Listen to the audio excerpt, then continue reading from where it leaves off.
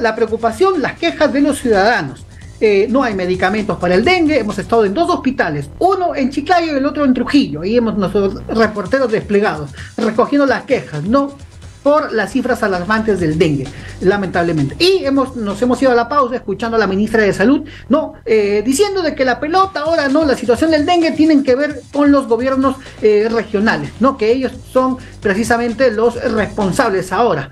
Voy a saludar a esta hora de la tarde, 12:39, al doctor Omar Neira. ¿Cómo está, doctor? Muy buenas tardes. Joel, buenas tardes. Gracias por la invitación. ¿Cómo es posible que la ministra diga que la salud está en cancha de los gobiernos regionales? A ver, si bien es cierto, la gestión operativa está a cargo de los gobiernos regionales, pero el liderazgo lo tiene ella. No es posible que un ministro de salud diga ahora está a cargo. A ver, si no hay un liderazgo claro en el sector salud por parte del Ministerio de Salud, chao, cerramos las ventanas y nos vamos todos.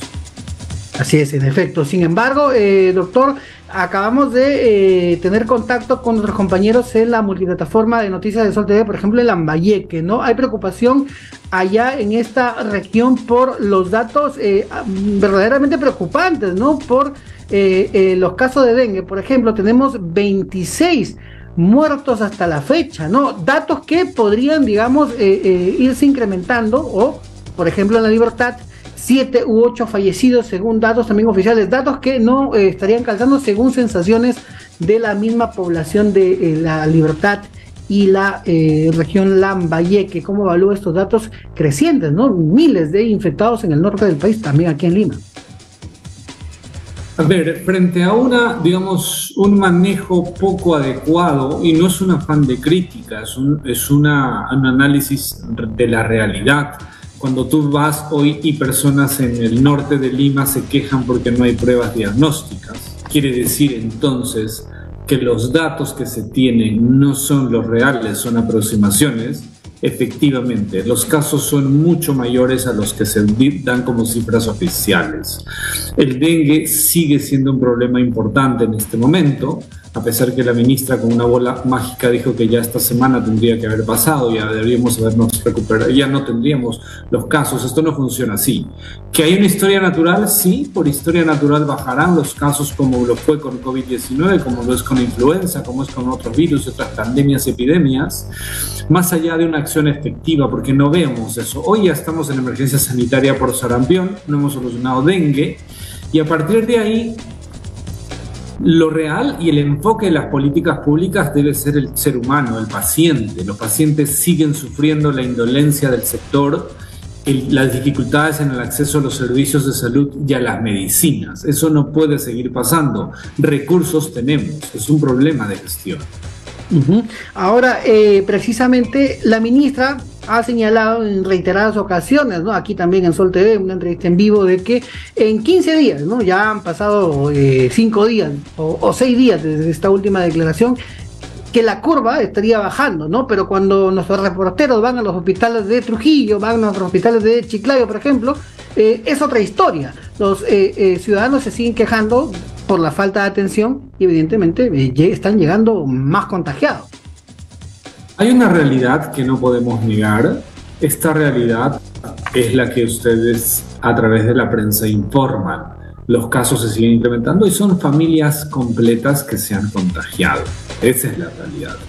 Hoy necesitamos fortalecer el primer nivel para atender a estas familias con síntomas leves y moderados. Mientras tanto, esto se complica porque pasan al sistema hospitalario, que ahí se necesita para atender a los de síntomas severos. Mientras no haya ese cambio de chip de que se fortalezca el primer nivel de atención, vamos a seguir complicados, y entonces cualquier anuncio como estos que hace en el Ministerio de Salud y decir esto ya va a bajar porque sí, sin una acción efectiva, inmediata e importante, seguimos en emergencia todo el tiempo. ¿Usted cree que está creciendo la amenaza por dengue de acuerdo a este reporte, por ejemplo, que nos llegan de las regiones? Estamos en un pico de contagio importante hace varias semanas. Esto se está dando. Pero como toda historia natural, sin mayor intervención importante de los gestores de salud, va a remitir los casos. Así funciona. la historia natural de contagios con los virus. En las próximas semanas sí habrá un descenso porque en algunas regiones ya hay una baja de temperatura. Eso significa cuando hay baja temperatura menos posibilidades de reproducción del zancudo. Si no hay zancudo, no hay transmisión de dengue. Esos son los factores. Ahora, ¿qué pasa precisamente con estas acciones de mitigación para la emergencia del dengue del gobierno, ¿no? O de los gobiernos subnacionales? Se han iniciado fumigaciones, pero ¿es suficiente con estas campañas de fumigación? ¿Qué pasa con los huevos de los zancudos, ¿no? Y también sobre el tratamiento, ¿no? ¿Qué hacer, estimado doctor Neira, si es que tenemos algún caso de dengue en el hogar, por ejemplo? A ver, la fumigación es importante, sí, no lo es todo. Es un trabajo, pero además permanente. No es que voy a fumigar una vez al año y ya. Esto debe ser permanente. Luego debemos controlar el riesgo de las larvas, los huevos y las larvas en aguas limpias de las personas y en la batizaria. Y existen compuestos químicos que pueden ayudar al control. Necesitamos educar a la población también a que no acumule agua en envases abiertos. Deben ser cerrados y a partir de ahí controlar. La población tiene que ser educada permanentemente. Eso de ahí es importante y debe ser de acá, sobre todo con miras a lo que podría ser una corriente del niño importante a fines de año, para no poder tener otro brote importante de dengue, chikungunya, porque estos se transmiten a través del mismo zancudo y va a estar presente. Entonces, ese es un trabajo que necesitamos hacer, fortalecer permanentemente y a partir de ahí intentar atenuar lo que podría ser un segundo brote importante en lo que va de estos meses, ¿no? Efectivamente, doctor. Ahora, hay otra emergencia al margen del dengue, ¿no? Todos esperamos que estos datos, ¿no? Estas cifras alarmantes, escalofriantes en regiones bajen y no haya más víctimas mortales, pero también se han declarado en emergencia diferentes regiones del país por la poliomielitis y sarampión. Resurge estas enfermedades, la polio, ¿no? En el país. A mí me llama la atención poderosamente que se declare por emergencia el día de ayer por sarampión cuando precisamente terminaba la emergencia por COVID, la emergencia sanitaria por COVID que teníamos. A ver, como ciudadano me llama la atención de por qué tengo que vivir en emergencia sanitaria por 4 años. Esto es real. En el análisis técnico acá hay dos situaciones. Si realmente tenemos brotes de sarampión y polio, sería gravísimo. Y esto sucede porque dejamos de vacunar, como lo hemos expresado muchas veces contigo, Joel, que no todo era COVID y había que vacunar, pero eso se dejó de hacer en 3 años y cuando tú dejas de hacer eso aparecen enfermedades que ya no estaban. Eso es gravísimo. Y lo otro es, si no hay estos casos y es porque se acaba una emergencia y quiero empezar otra, es para comprar sin control. Y eso también sigue siendo grave. Acostumbraron en el Ministerio de Salud a una emergencia permanente para realizar compras sin control y ahí tenemos un desfase y despilfarro del dinero importantemente. La ministra, para terminar, doctor Neira, la ministra reconoce que, nunca se ha estado preparado para nada en el sector salud a propósito del dengue, ¿no? A propósito de estas situaciones y también echándole un poco la culpa a las gestiones anteriores en su ministerio. ¿Cómo evalúa Rosa Gutiérrez? A ver, quien asume la responsabilidad tiene que asumir pasivos y activos, definitivamente. A ver, eso de decir estamos o no estamos preparados es relativo. Tú tienes Instituto Nacional de Salud con innumerables funcionarios, tienes el Centro de Control, tienes viceministerios, tienes todo un aparato público del Ministerio de Salud que se supone que está para esto. Si alguien te dice no estamos preparados, pues cerramos el ministerio y creamos otro, porque para eso están, deberían prepararse, ahí está la data. Ok, llegamos y nos enfrentamos a algo. Perfecto, pero no es ayer, la ministra tiene ya casi 6 meses en cuestión. Entonces no podemos decir permanentemente no encontré dinero, no encontré esto, no encontré lo otro. Uno asume y entiende que asume con todas esas dificultades y vamos a ser proactivos.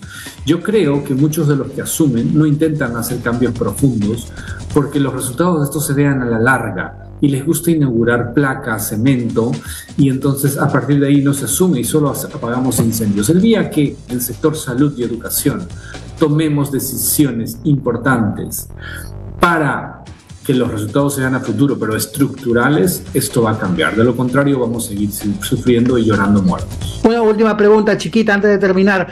Conversaba con el congresista Málaga en el Congreso, él cuestionaba también la designación de este grupo de expertos, ¿no? Del MINSA para el dengue. Estaba el doctor Maguiña, Ciro Maguiña, ¿no? Y Eduardo Gotuso, perdón, ambos involucrados en el escándalo Vacuna Gate, ¿no?